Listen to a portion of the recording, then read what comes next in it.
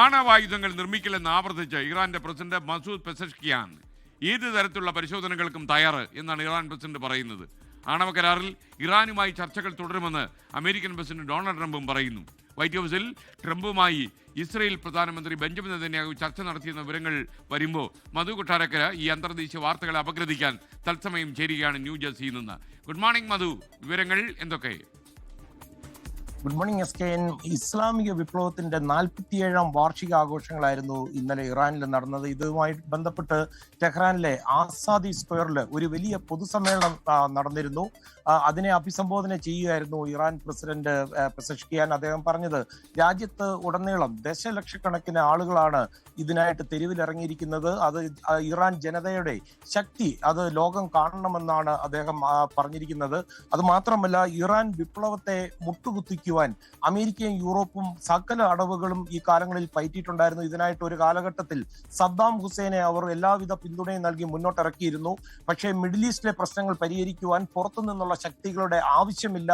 പ്രാദേശിക രാജ്യങ്ങൾ തമ്മിൽ ഇത് ചർച്ച ചെയ്ത് ഒരു സമാധാനം ഉറപ്പാക്കുവാൻ സാധിക്കും. അത് മാത്രമല്ല, നേരത്തെ എസ്കെൻ സൂചിപ്പിച്ചതുപോലെ ഇറാൻ ആണവായുധങ്ങൾ നിർമ്മിക്കുവാൻ ഒരിക്കലും ആഗ്രഹിക്കുന്നില്ല എന്ന് പ്രസിഡന്റ് മസൂദ് പെസഷ്കിയാൻ പരസ്യമായിട്ട് ഇറാൻ ജനതയോട് പറഞ്ഞിരിക്കുകയാണ്.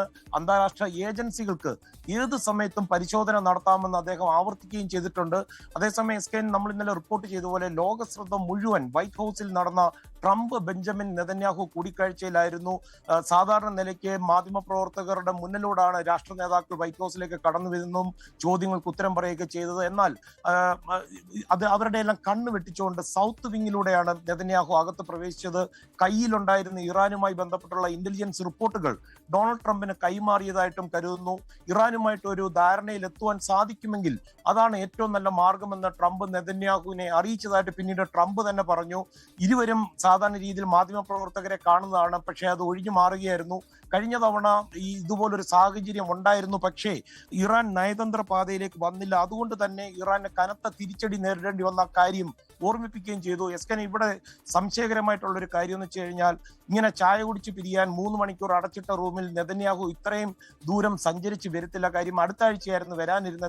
തിടുക്കപ്പെട്ട് നെതന്യാഹു വന്നതിൽ എന്തൊക്കെയോ ഉദ്ദേശങ്ങളുണ്ട്. തന്നെയുമല്ല, മാധ്യമപ്രവർത്തകരുടെ കണ്ണു വെട്ടിച്ച് തിരിച്ചു പോവുകയും ചെയ്തു. എസ്കെ, ലോകത്തെവിടെയായാലും ഏത് സമയത്തും 24 വാർത്തകളും ഓഗ്മെന്റഡ് റിയാലിറ്റി പാക്കേജുകളും എക്സ്പ്ലെയിനറുകളും വിശദമായി കാണാൻ ഞങ്ങളുടെ യൂട്യൂബ് ചാനൽ നിങ്ങൾക്ക് സബ്സ്ക്രൈബ് ചെയ്യാം.